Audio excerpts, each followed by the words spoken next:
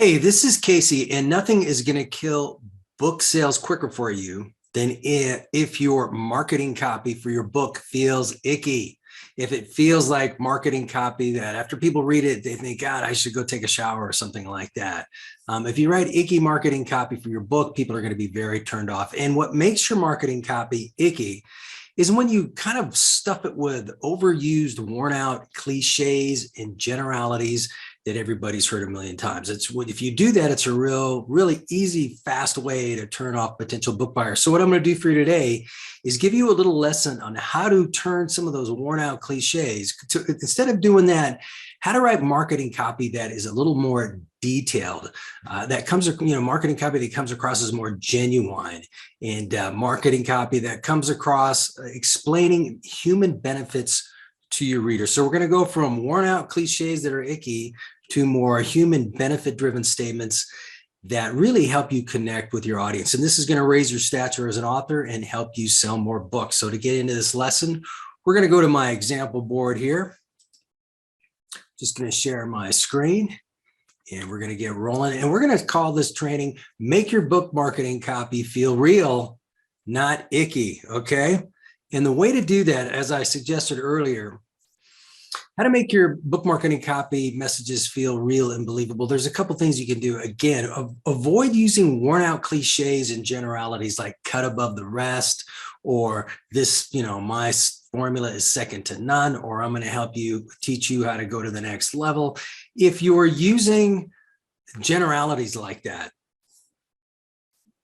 you're going to, asking somebody if they want to go to the next level or things like that, just don't do it. Everybody's heard that a million times. What you have to do is to get rid of those cliches and go a little deeper and write detailed human benefit statements that are believable, statements that really mean something to your readers. And I'm going to give you some examples of what I mean here. Now, instead of writing something like, in Master the Head Game, I share my 12-step proprietary system for taking your life to the next level.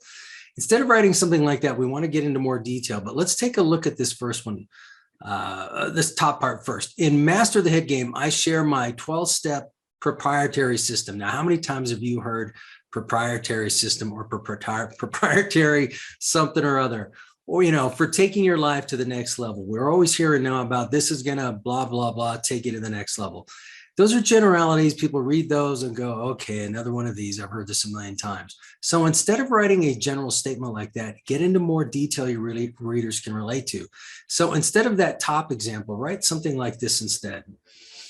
In Master the Head Game, I reveal 12 easy ways to shift instantly to an enthusiastic mindset. You'll learn to seize opportunities more quickly and take precise actions that help you achieve your goals sooner.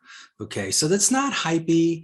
Obviously, you would want to expand on that and get into even more detail, but it is just more down-to-earth, genuine conversational copy that really says something to your reader. So to add a little more detail to your copy, it's going to require, in most cases, a few more words, maybe an extra sentence, but that's okay if you're writing something that is believable and something your readers can relate to. So don't worry about writing an extra sentence or an extra 15 words if that's what's necessary to make your copy more real and believable.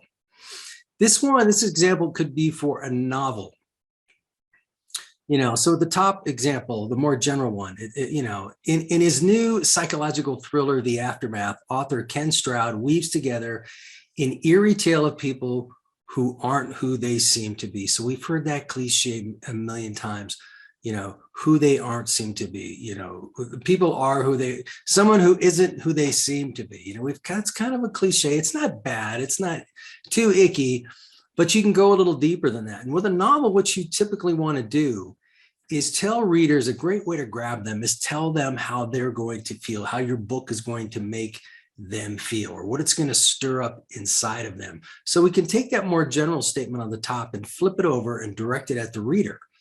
In his new psychological thriller, The Aftermath, author Ken Stroud forces you to peel off the mask you present to the world and cope with the darker thoughts that knife their way through your soul. So you're telling the reader, this is the kind of feelings I'm going to stir up inside of you. So that's why people, when they read psychological thrillers or horror novels, they want to get stirred up inside. So kind of take and go from that general statement about your plot and instead tell the reader how you're going to make them feel. And to do that, you just need to supply a little extra detail, and that's going to help your copy stand out from a lot of other novels if you've written a novel. So I got a couple more examples for you, but before I get to that, I want to tell you how you can get some more free stuff from me. I love making these videos for you, but if you haven't downloaded my free ebook, 7 Must-Know Copywriting Secrets to Sell More Books, I really encourage you to do that. It's real simple. Just go to caseydemchak.com/secrets. You can download the ebook right there, or just pop on down into the description of this video.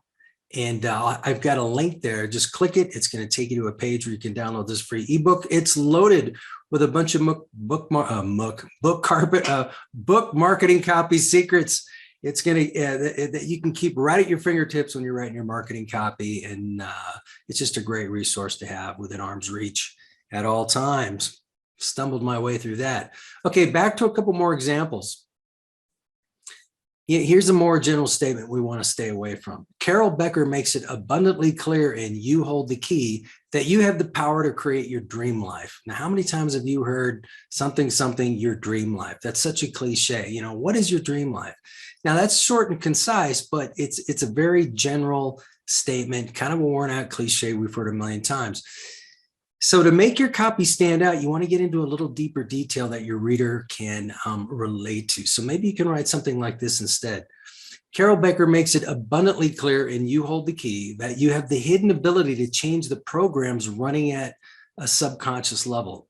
You'll discover how to create a new life story, one in which you tap into your unending power to manifest more inner peace. So we get into a little more detail. That's not snappy, witty, clever copy, but it just gives more real world type of detail that the reader can relate to. It makes your copy seem more believable. It makes you seem more believable and trustworthy as an author.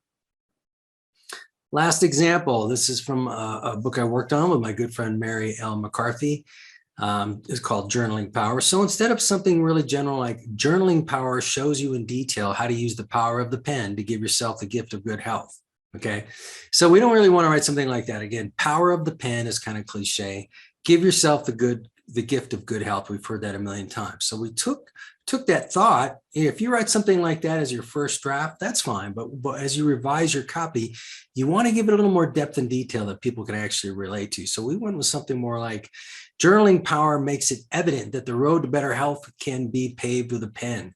Mary L. McCarthy, backed by scientific evidence, reveals exactly how expressive journaling facilitates a transformation through which you participate in the curing of your own disease.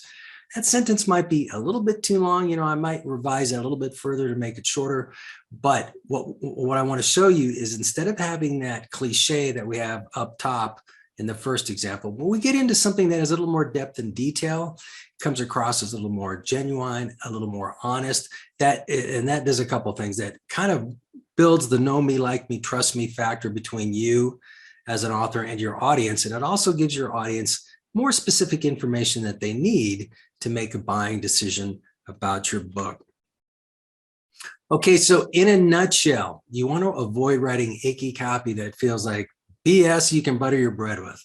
I was once asked to do that as a writing assignment. Someone said, Casey, I just need some BS they can butter their bread with. You don't want to write BS they can butter their bread with. You want to write detailed human benefit statements that really mean something to your readers. If you take the time to do that, maybe put in an extra sentence or two that helps you do that, it's just going to make your marketing copy more genuine, more conversational, more believable. And that's really going to help you connect with your audience. And I really think it's going to help you sell more books. So I hope this tip has been helpful for you. Remember, you don't want to make your audience feel icky. You don't want to make them feel like they have to go take a shower after they read your marketing copy. If you make your copy more detailed, more genuine, and more believable, it's really going to help you sell more books and build a lot more fans. So again, I hope this tip has been helpful. Have a look around my YouTube channel here. I've got a lot of other videos with tons of tips in there that's going to help you write better book marketing copy. I encourage you to check them out, soak up the information, and then take a lot of action and make things happen.